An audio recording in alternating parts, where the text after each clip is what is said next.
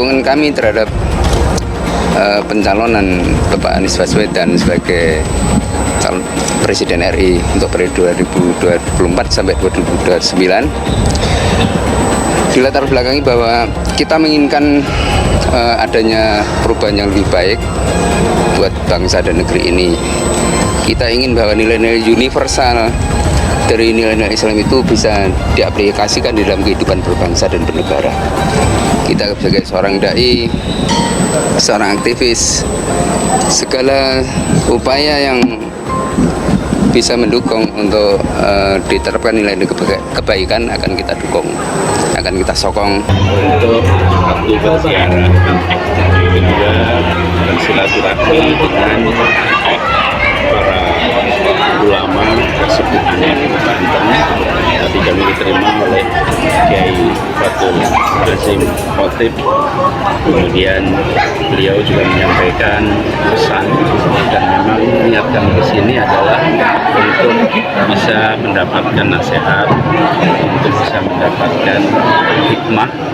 Ini adalah sebuah kesultanan yang memiliki sejarah perjuangan yang luar biasa, gemilang di dalam menegakkan kebenaran, di dalam menegakkan keadilan, dan turunan menjaga tradisi itu. Kalau mulai terbentuknya deklarasi ini terwujud ini panggilan, karena memang kami di sini membutuhkan sosok Bapak Anies untuk menjadi presiden di periode 2024-2029 nanti. Dikarenakan figur beliau ini sangat dibutuhkan oleh bangsa ini. Dari segi amanah, dari segi ya banyak faktor yang sifatnya Bapak Anies Baswedan ini sudah layak dan sangat amat layak dan dibutuhkan oleh bangsa ini untuk memimpin, sehingga di kedepannya bangsa Indonesia akan menjadi lebih baik. Karena itulah mengapa kami merasa perlu untuk secara khusus bersilaturahmi kepada para ulama Kesubuhan, khususnya dengan para ulama, dan bersyukur tadi mendapatkan nasihat, pesan-pesannya, rekamannya ada semua, dan disampaikan sebuah surat yang paling pendek, tapi itu yang perlu dijadikan sebagai perhatian, yaitu insya Allah itu pegangan, dan dapat kesempatan untuk ziarah dibimbing langsung oleh para turunannya, ziarah Sultan Maulana Hasanuddin, dan insya Allah kita semua ingin agar pelajaran penting dari kepemimpinan Kesultanan Banten ini bisa menjadi inspirasi di dalam kita menjalankan amanat yang ada di Indonesia. Gus Rauf, Pilpres 2024 hanya Anies Capres Santri Tulen.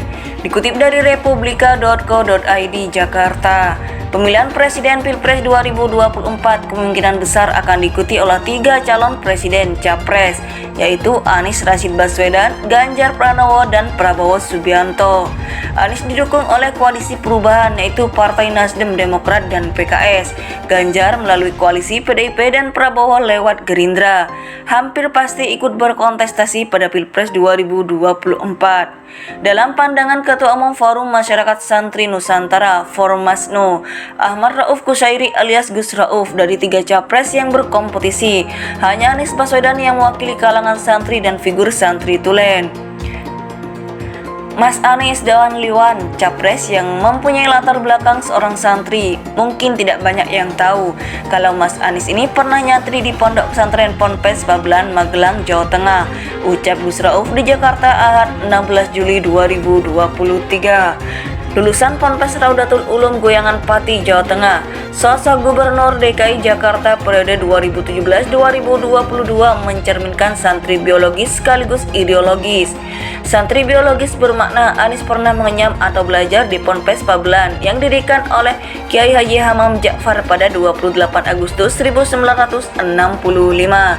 Sedangkan santri ideologis bermakna Anies dalam berkhidmat di masyarakat berpegang kepada nilai dan spirit perjuangan pesantren. Bagi santri pasti sudah familiar dengan istilah berilmu amalia dan berilmu ilmiah. Amaliyah di sini tentu saja maksudnya adalah amaliyah berorientasi dan bernilai ibadah atau diniatkan untuk ibadah semata-mata mendapatkan ridha Allah Subhanahu wa taala. Hal ini selaras dengan innamal a'malu binniyat, segala perbuatan tergantung dengan niat, ucap Gus Rauf. Sehingga tidak heran, menurut dia sikap dan pribadi Anies menunjukkan karakter agamis, sebagaimana pernah diungkapkan oleh Buya Kiai Haji Said Agil Siraj dalam sebuah kesempatan. Pun visi dan komitmen kepemimpinannya sangat kuat berpihak kepada dunia pendidikan, termasuk di dalamnya Ponpes. Gus Rauf melanjutkan, saat Anies menjadi rektor Universitas Paramadina, yang bersangkutan juga menggagas program Indonesia Mengajar, lalu semangat perubahan untuk perbaikan juga kental dengan corak kepemimpinan Anies. Karakter santri inovatif atau tidak jumud dan mempunyai keberanian untuk membela rakyat kecil. Kebijakannya berpihak kepada kemaslahatan umum atau limaslahatil ummah, meskipun banyak tantangan berat menghadangnya. Lihat saja saat Mas Anies berani menghentikan reklamasi Teluk Jakarta saat dia menjadi gubernur Jakarta. Itulah model kepemimpinan santri yang mempunyai landasan spiritualitas yang kuat, ucap Gus Rauf. Menurut dia, penyematan capres santri kepada sosok Anies sudah sesuai dengan standar keilmuan yang menjadi tradisi kuat, dijaga dan dipegang teguh di kalangan Ponpes, baik pesantren salaf maupun modern. Dia meyakini jika Anies terpilih menjadi presiden, maka Indonesia bakal semakin berperan penting di kancah internasional. Bangsa Indonesia sudah pernah dipimpin oleh seorang ulama dan kiai, yaitu Allahyarham Kiai Haji Abdurrahman Wahid atau Gus Dur. Maka sudah saatnya 2024 nanti kita mempunyai presiden seorang santri, yaitu Mas Anies Rashid Baswedan. Insyaallah biidznillah, kata Gus Rauf berharap. Anies didukung oleh koalisi perubahan, yaitu Partai Nasdem, Demokrat, dan PKS. Ganjar melalui koalisi PDIP dan Prabowo lewat Gerindra. Hampir pasti ikut berkontestasi pada Pilpres 2024. Dalam pandangan Ketua Umum Forum Masyarakat Santri Nusantara, Formasno, Ahmad Rauf Kushairi alias Gus Rauf, dari 3 capres yang berkompetisi, hanya Anies Baswedan yang mewakili kalangan santri dan figur santri tulen. Mas Anies Dawan Liwan, capres yang mempunyai latar belakang seorang santri. Mungkin tidak banyak yang tahu kalau Mas Anies ini pernah nyantri di Pondok Pesantren Ponpes Pabelan, Magelang, Jawa Tengah, ucap Gus Rauf di Jakarta Ahad 16 Juli 2023. Lulusan Ponpes Raudatul Ulum Goyangan Pati, Jawa Tengah, sosok Gubernur DKI Jakarta periode 2017-2022 mencerminkan santri biologis sekaligus ideologis. Santri biologis bermakna Anies pernah mengenyam atau belajar di Ponpes Pabelan yang didirikan oleh Kiai Haji Hamam Ja'far pada 28 Agustus 1965.